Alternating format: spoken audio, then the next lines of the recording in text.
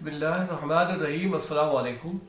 آج کی اس ویڈیو میں شیخ التفسیر والحدیث حضرت مولانا مفتی ظفر علی خان صاحب رحمۃ اللہ علیہ سورۃ الرحمن کا ایک اثر کرنے والا وظیفہ بیان فرما رہے ہیں یہ وظیفہ ہر بیماری سے شفا کا اکثیر عمل ہے۔ آپ حضرات بھی ملاحظہ فرمائیں۔ سورۃ الرحمن عجائب سور میں سے کہتے ہیں کہ جنت میں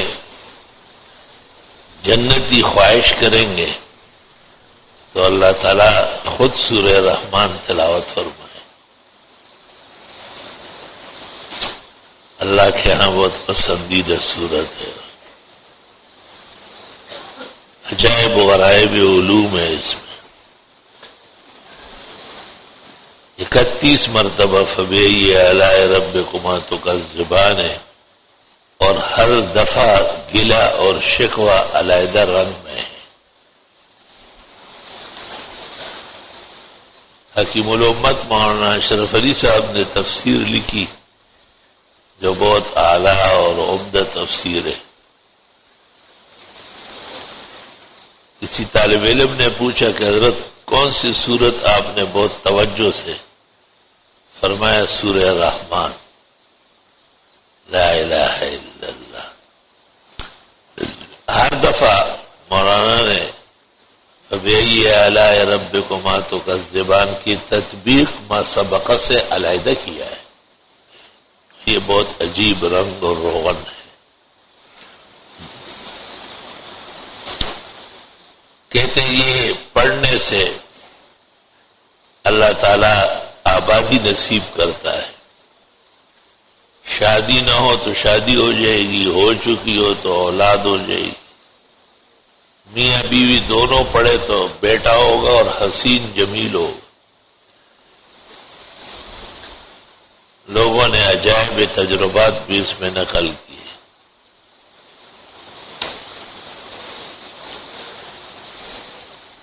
ایک حیران کن فائدہ میں نے اس کا دیکھا ہے کہ یہ امراض کے لیے شفا کا بڑا اکسیر ہے۔ حالانکہ میں نے ہزاروں تفاسیر دیکھی، کسی بزرگ نے بھی یہ نہیں لکھا، مگر 100% مکمل میرا تجربہ ہے کہ سورۃ رحمان پڑھنے سے امراض زائل ہو جاتے ہیں، حملہ آور بیماریاں پسپا ہو جاتی ہیں۔ شاید اس کے خوش رنگی اور نیرنگی اور برکات و انوار جو مومن پر نازل ہوتے ہیں اس کے ساتھ بیماری کا کوئی جوڑ نہیں۔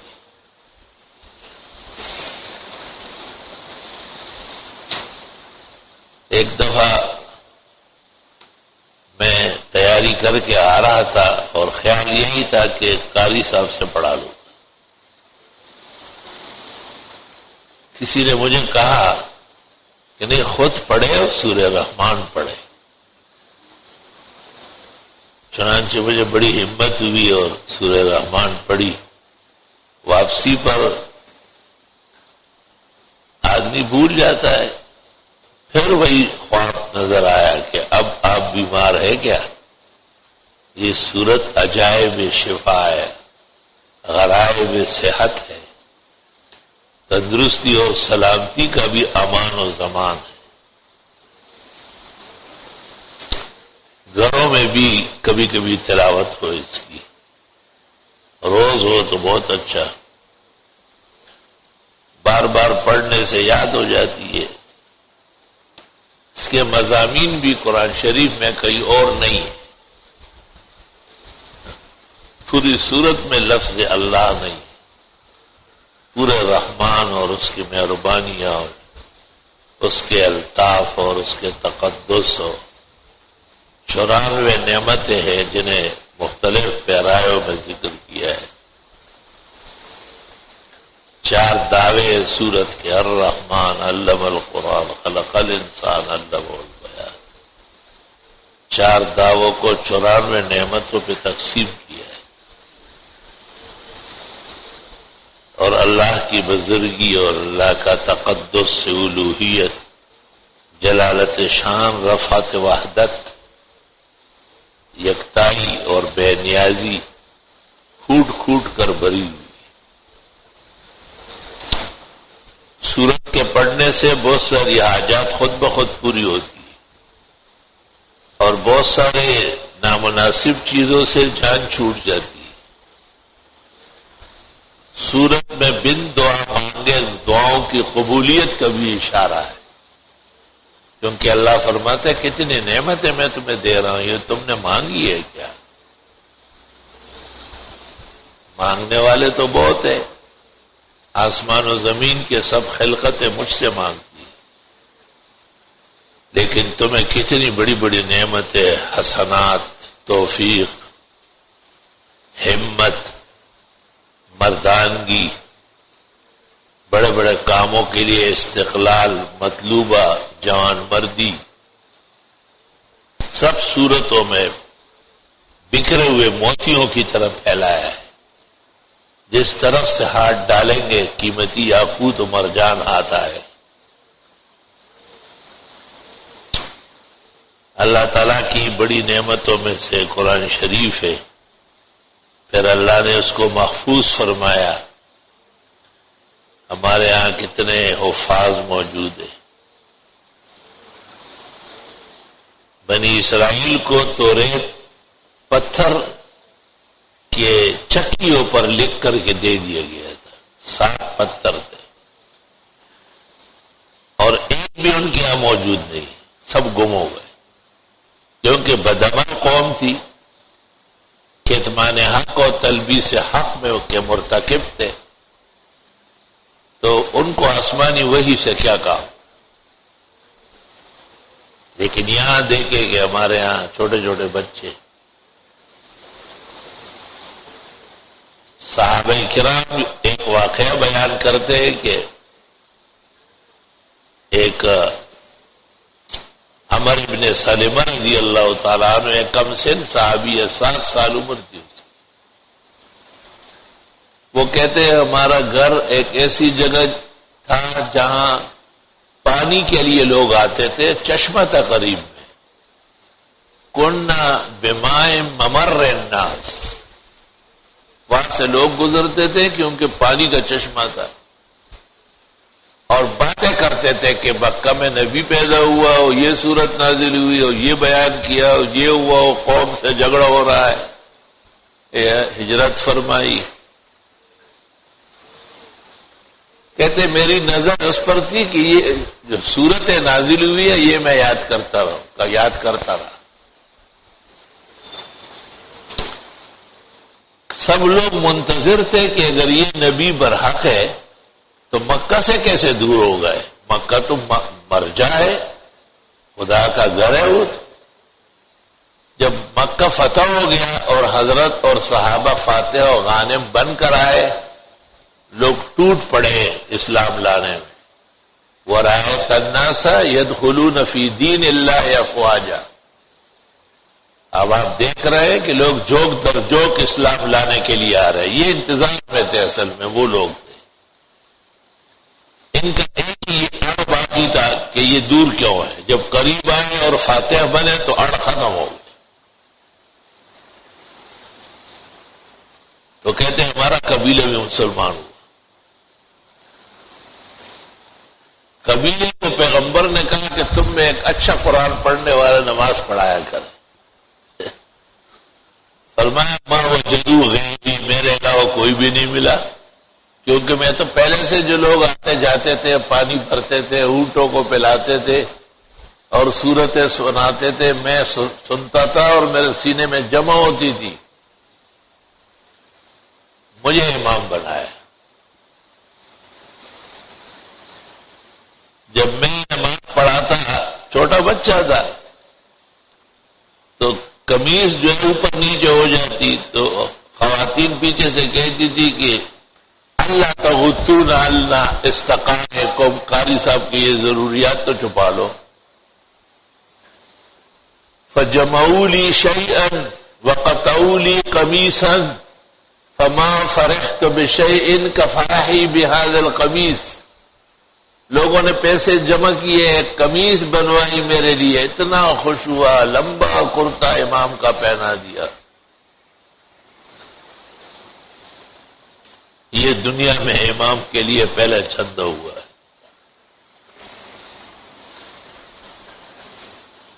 تو دیکھو عمر بن سلمہ 7 یا 9 سال، حافظ نے 7 سال، دوسری جگہ پہ 9 سال ذکر کیا، عینی، قسطلانی، کرمانی سب نے 9-10 سال۔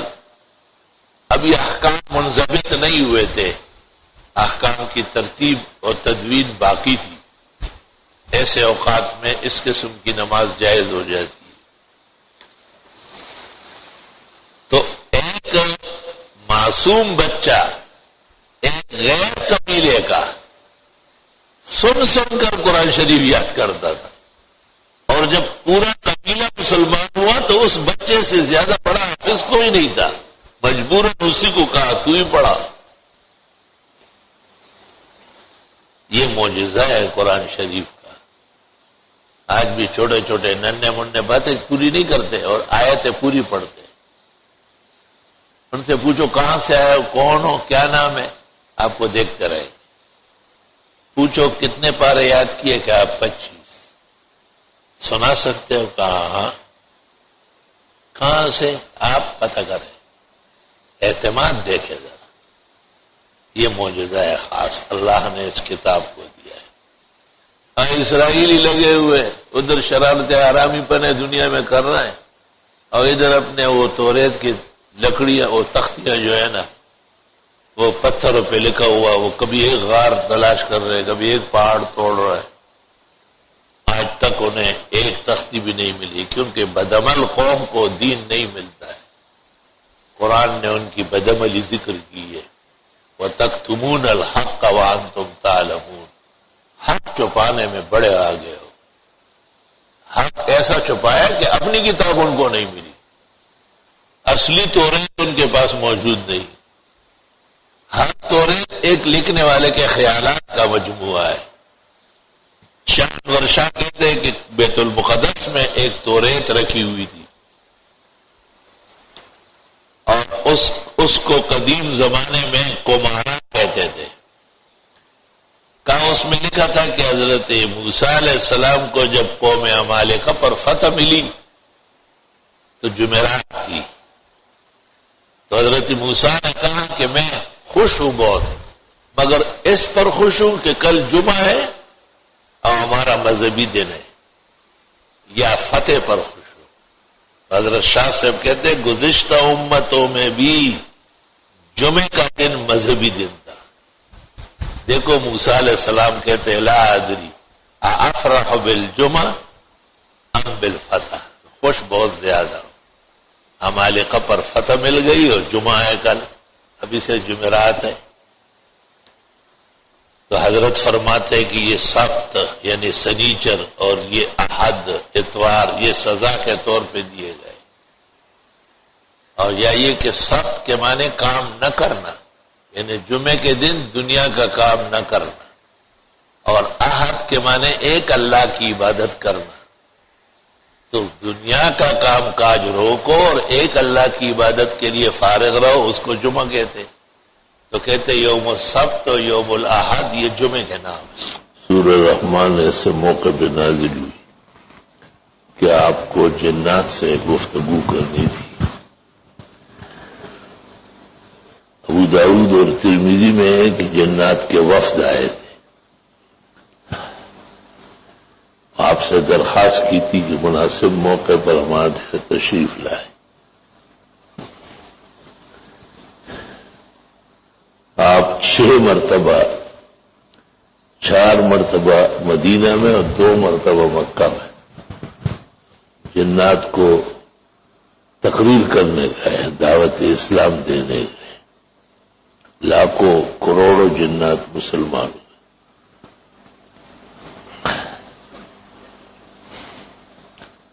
سورۃ الرحمن آپ نے ان کے سامنے تلاوت کی۔ جب آپ فرماتے فَبِأَيِّ آلَاءِ رَبِّكُمَا تُكَذِّبَانِ، تو وہ کہتے لا بِشَيْءٍ مِّن نِّعَمِكَ رَبَّنَا نُكَذِّبُ وَلَكَ الْحَمْدُ خدایا ہم آپ کی ایک نعمت کا بھی انکار نہیں کرتے، ہم ہمیشہ حمد و شکر بجا لاتے۔ 31 مرتبہ یہ دہرایا سہرایا گیا ہے۔ کل 94 نعمتوں کا تفصیلی تذکرہ ہے، 4 دعوے سورت کے، الرحمن، علم القرآن، خلق الانسان، علمہ البیان، اور ان 4 دعوی کے 94 ادلہ بشکل نعم مذکور ہیں۔ آپ نے اس کے بعد جنات کے بعد انسانوں کو صحابہ کے سامنے پڑھا، وہ خاموش رہے۔ آپ نے کہا تم سے تو جنات اچھے تھے۔ جب میں پڑھتا تھا کہ فبأي آلاء ربكما تكذبان، تو وہ کہتے لا بشيء من نعمك ربنا نكذب ولك الحمد۔ سنت طریقہ ہے کہ فبأي آلاء ربكما تكذبان کے نتیجے میں پڑھنے والا اور سننے والا کہے لا بشيء من نعمك ربنا نكذب ولك الحمد۔ کہتے ہیں کہ اہل جنت جنت میں آرزو کریں گے تو جل وعلا صاحب العرش واستوى، اللہ بزرگ برتر، احد صمد لم یلد ولم یولد، شہنشاہیت مطلقہ، الوہیت کاملہ کے ساتھ ان کی درخواست قبول کر کے پھر سورہ رحمان کی تلاوت اللہ خود فرمائے۔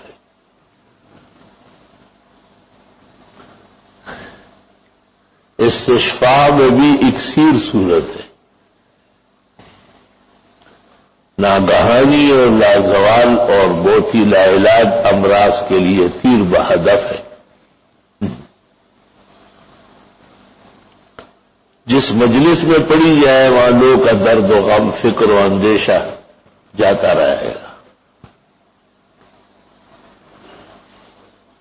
زوجین مبادی ازدواج میں پڑے تو جلدی حمل ٹھہر جائے گا۔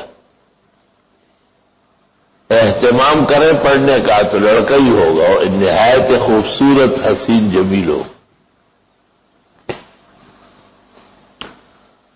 سورت کے معارف اور مفاخر لا تعد لا تحصى ہے۔ جنات کا خیال یہ ہے کہ یہ سورت ان کے لیے آئی ہے۔ 4 سورتوں کے بارے میں ان کا دعویٰ ہے، یہ ایک ہمارے لیے بھی سورہ رحمان ہے، چونکہ اس سورت میں ان کو خطاب اول ہے نا، یا معاشر الجن والانس، یہاں انسان کو جنات کا تابع کیا گیا ہے۔ اور والجان خلقناه من قبل من نار السموم، انسانوں سے پہلے جنات آگ کے شعلے سے پیدا ہے۔ سورت میں ہے هل جزاء الاحسان الا الاحسان۔ صحابہ کہتے تھے احسان اول سے مراد توحید ہے، دوسرے سے مراد جنت ہے، یعنی هل جزاء التوحید الا الجنہ، عقید توحید کا بدلہ اور صلہ جنت کی شکل میں ملے گا۔ وہ واحد ہے مگر لاکھوں دلوں میں ہے اس کی عظمت، تیری عظمت کا کیا کہنا اور تیری وحدت کا کیا کہنا۔ از یکی گو وزدوئی یکسوئی باش، یک دلو یک قبلو یک روئے باش، دو رنگی چھوڑ دے یک رنگ ہو جا، سراسر موم ہو یا سنگ ہو جا۔ چلے سلو تن یار بھی رک دیشی کہ دا گل غندے رخسار بھی رک دیشی، دا مطلب اسنا خیو سڑی لبستے اور بے مطلب کا 1000 بھی رک دیشی۔ ہم موحد ہے ہمارا کیش ہے ترکی رسوم، ملتیں جب بٹ گئی اجزائے ایما ہو گئے۔ توحید تو یہ ہے کہ خدا حشر میں کہہ دے یہ بندہ 2 عالم سے خفا میرے لیے ہے۔ اپنے بھی خفا مجھ سے ہے بیگانہ بھی ناخوش، میں زہر ہلاہل کو کبھی کہہ نہ سکا قد۔ وحدت اور فردت مسلمانوں کے طر امتیاز ہے۔ اللہ بزرگ و برتر جل وعلا کے بارے میں عقیدت توحید انتہائی پختہ اور مضبوط رہے۔ یہ غبار، شک، شبہ، اندھیرا، تاریکی قبول نہیں کرتا ہے۔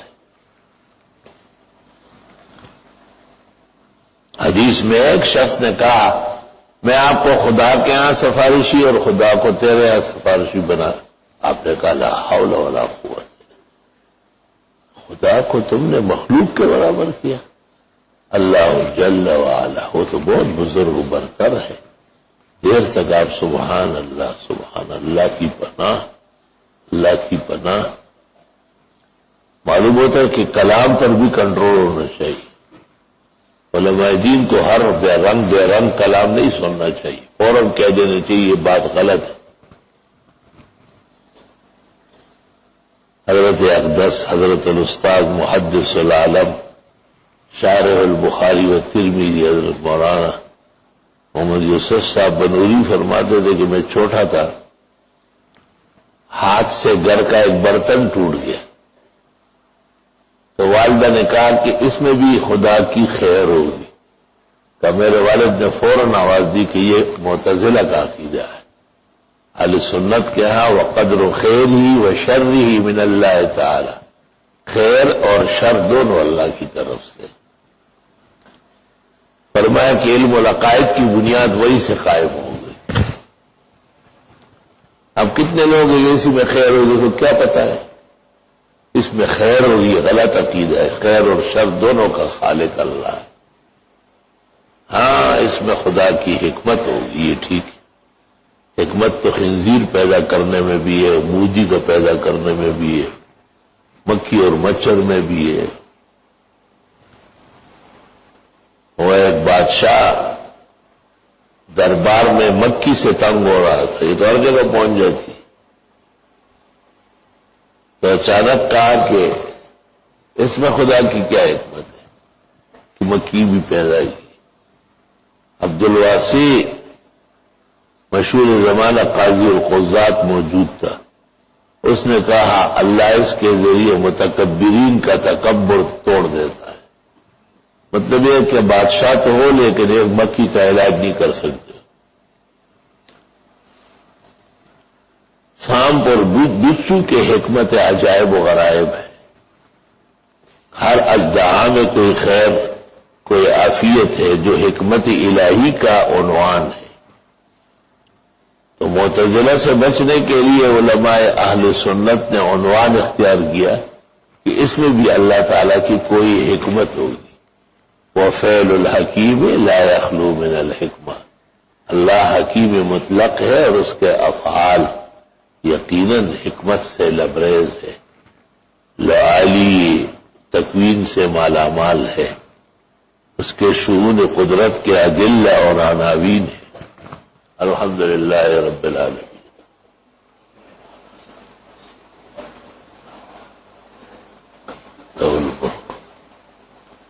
علم نافع،